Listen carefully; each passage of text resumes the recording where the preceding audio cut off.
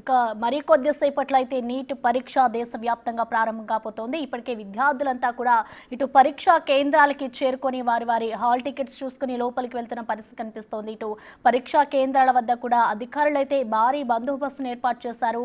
ఇటు ప్రస్తుతం మహబూబాబాద్లో సిచ్యువేషన్ ఏ విధంగా ఉందో మరింత సమాచారం అందించేందుకు మా ప్రతినిధి యశ్వంత్ లైవ్లో అందుబాటులో ఉన్నారు. యశ్వంత్, మనం చూస్తూ ఉన్నాం ఇటు మరికొద్దిసేపట్లో అయితే నీట్ పరీక్ష ప్రారంభం కాబోతోంది. సో ప్రెసెంట్ అక్కడ పరిస్థితి ఏ విధంగా ఉంది? దీనికి సంబంధించిన అప్డేట్స్ ఏంటి?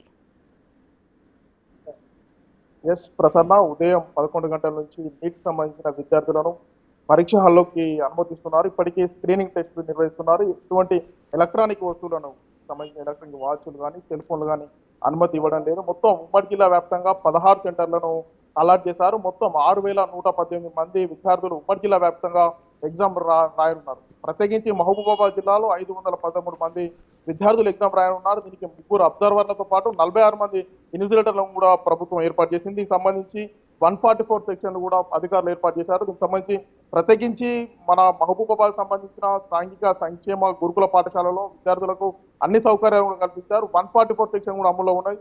డిఎస్పీ తిరుపతిరావు నేతృత్వంలో పోలీసులు భారీ బందోబస్తు ఏర్పాటు చేస్తున్నారు. మొత్తానికి నీట్ అర్హత పరీక్ష ఏదైతే వైద్య విద్య అర్హత కోసం ఏర్పాటు చేసిన నీట్ ఎగ్జామ్ అనేది ప్రశాంతంగా జరిగేందుకు జిల్లా కలెక్టర్ అద్వైత్ కుమార్ సింగ్ ఆధ్వర్యంలో కూడా ఏర్పాటు చేశారు. దీనికి సంబంధించి ముఖేష్, దీనికి ఎవరైతే ఎగ్జామ్ సెంటర్ అబ్జర్వర్ ఉన్నారో దానికి సంబంధించి ముఖేష్ ను కూడా ప్రత్యేకించి అధికారులుగా నియమించారు. మొత్తం 46 మంది ఇన్విజిలేటర్లు, 3 అబ్జర్వర్లను కూడా దీనికి సంబంధించి ప్రభుత్వం కేటాయించింది. ఇటువంటి అవాంఛనీయ సంఘటనలు జరగకుండా ఉండేందుకు 144 సెక్షన్ కూడా అమలు చేస్తున్నారు. ఎలక్ట్రానిక్ వస్తువులు, వాచ్లు, సెల్ ఫోన్లతో పాటు ఎలాంటి ఎలక్ట్రానిక్ వస్తువులు కూడా అనుమతి ఇవ్వడం లేదు. మరికొద్ది 1:30 నిమిషాలకు 1:30 తర్వాత ఎవరు వచ్చినా అలో లేదు. 1:30 లోపు మాత్రమే అలో ఉన్నట్లు ఇప్పటికే అధికారులు ప్రకటించారు. 2 గంటల నుంచి 5 గంటల వరకు ఈ నీట్ అర్హత పరీక్ష మాత్రం జరగనుంది. మొత్తం సజావుగా జరిగేందుకు అధికారులు సిద్ధంగా ఉన్నారు. ఇప్పటికే అభ్యర్థులు ఒక్కొక్కరిగా ఎగ్జామ్ సెంటర్లకు చేరుకుంటున్నారు. ప్రసన్న. ఓకే యశ్వంత్, ప్రస్తుతం మనం చూసుకోవచ్చు ఇప్పటికే విద్యార్థులంతా కూడా పరీక్షా కేంద్రాలకి చేరుకుంటున్నారు. సో ఎవరైనా కన్ఫ్యూజ్ అయ్యి ఒక సెంటర్ నుంచి ఇంకొక సెంటర్కి వెళ్ళడం అలా ఏమైనా జరుగుతుంది? దానికి సంబంధించి అక్కడ ఉన్న అధికారులు హెల్ప్ చేయడం కానీ అలా ఏమైనా జరుగుతున్న పరిస్థితి ఏమైనా కనిపిస్తుంది అక్కడ?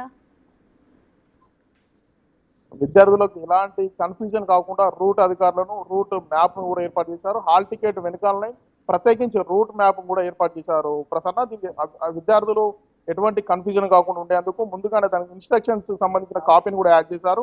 మొత్తాన్ని దేశవ్యాప్తంగా ఈ పరీక్ష జరుగుతున్న నేపథ్యంలో విద్యార్థులు కూడా పూర్తి స్థాయిలో దీనికి అలర్ట్ అయి సిద్ధంగా ఉండి పరీక్షలకు కూడా చాలా మంది విద్యార్థులు కోచింగ్ సెంటర్లో కూడా కోచింగ్ తీసుకున్న నేపథ్యంలో విద్యార్థి భవిష్యత్తులో వైద్య విద్యకు అత్యంత ప్రామాణికంగా ఉన్న నీట్ పరీక్షను విద్యార్థులు సవాలు ఎదుర్కొనేందుకు కూడా సిద్ధంగా ఉన్నారు. మొత్తానికి పరీక్ష కేంద్రాల వద్ద విద్యార్థులు బారులు తీరారు. పోలీసులు కూడా భారీ బందోబస్తు కూడా ఏర్పాటు చేస్తున్నారు. Okay, thank you.